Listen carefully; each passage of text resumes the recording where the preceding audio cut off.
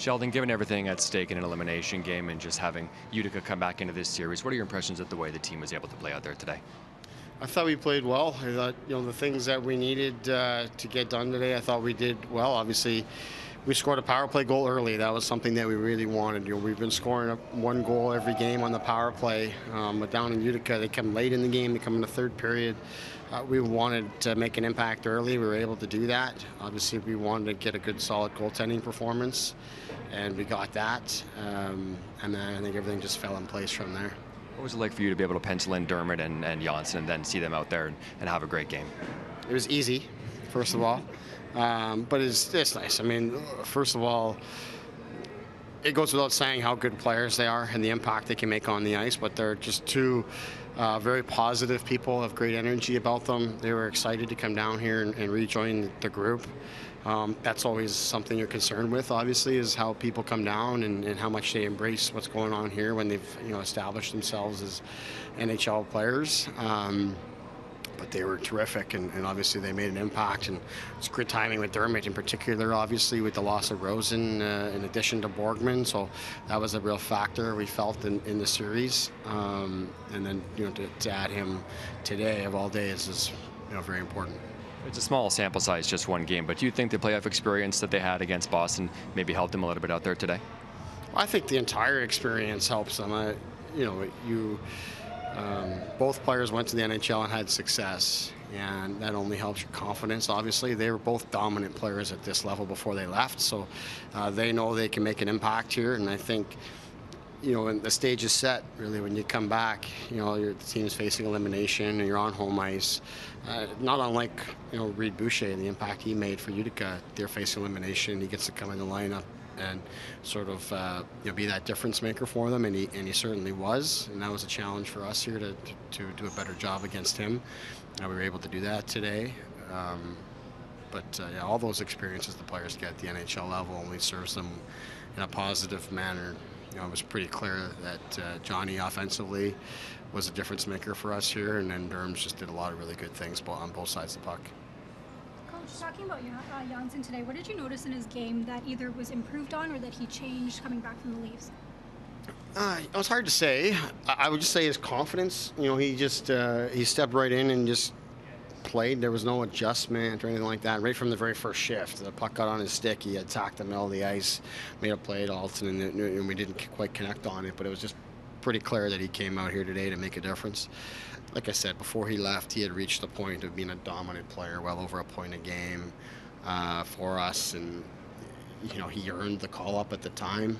He was just coming back from the All-Star game, and he had put together about 6 weeks of hockey that was quite dominant at this level, and he was able to just step right in and do it again. But a lot of credit should go to those guys and the difference that they made. But I thought today we had really good efforts from everybody, all four lines, all six defensemen, and obviously Sparksy had a real statement game for him today with how he responded after being frankly outplayed on the road, and against a good goalie at the other end. He was outstanding. Sheldon, good battle. How does this set your team up for the rest of the playoffs? We hope it sets us up well. A little adversity is a good thing. Can serve us well. This wasn't an easy series. That's a good team. Regardless of what the standings say or anything like that. That's a good team that played us hard all year, played everybody hard all year, and then they get bolstered with some guys that come back from Vancouver, and they added guys like McMaster and Dolan that have a lot of skill. You add those pieces to what is a very competitive group. That's a hard team to play against, and I think any team that makes the playoffs, you can make an argument, is capable of winning the Calder Cup.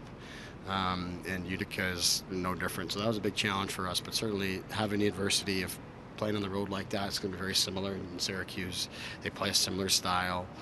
And this whole thing, we hope, serves us well, and we can turn it into a positive going forward and be all that much more prepared. You mentioned this being a statement game for Sparks. Was there any consideration of switching things up in goal, or did you have complete trust that this would be what he'd give you tonight? Yeah, I had trust, and he's earned that from his play all season long, in particular on home ice here. But it is a tough call because Calvin Pickard has been so outstanding for us and is just such a great person and teammate, and he's ready at any time. But we think Sparksy really earned the opportunity to get back in there. And like I said, he's been so good on home ice, and he had played so well on home ice in the series that we wanted to give him that opportunity. And it was pretty evident early on that it was going to be one of those games where he was going to do everything possible to keep it out and wasn't going to let one by. Garrett said everybody from Pierre Greco to his parents reached out to him over the past couple of days to talk to him. Did you have any discussions with him at all, or did you pretty well know that he would put it back together? Yeah, I had very little casual discussion, and not so much really about him as his play or anything, but just interacting here and there. But I leave that to Piero. They've got a great relationship that has served Garrett and our team very well, and I've got full trust in that. And I think it's important that you let that really kind of take the lead when you need it the most. You can't go changing things up too much when when the time is most urgent. You got to trust in all the work that you've done previously. And that was our message to our team, is we've worked all season long. And trust that work, go out and play, clear our heads, and just, have the trust that you can put together a good game. It was a tough 7-game series last year with Syracuse. The home team won every game. What lessons do you take from last year? I know it's a different team, different season, but what lessons do you take from then for now? Well, I think the first thing is we know how hard it is to play down there, and that's why when I reference taking things from this series here, playing down in Utica is very difficult as well. The noise, the atmosphere, all that kind of stuff is very similar in Syracuse. Both teams play very similar style. Trent Cull, was a member of their staff last season. So all those things we think serve us well. But that's a good team. They play with a lot of speed. They're young people, drive their team with the speed and skill that they have. They play well as a group.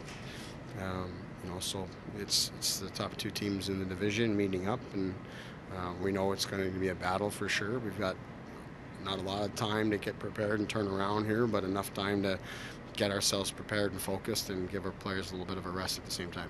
Dermott and Janssen return withstanding. It seems like you guys brought an entirely different level, even just from the opening puck drop, than even from games 1 to 4. What do you think was behind that? What do you think they did, executing wise? Anything that really sort of brought that other step?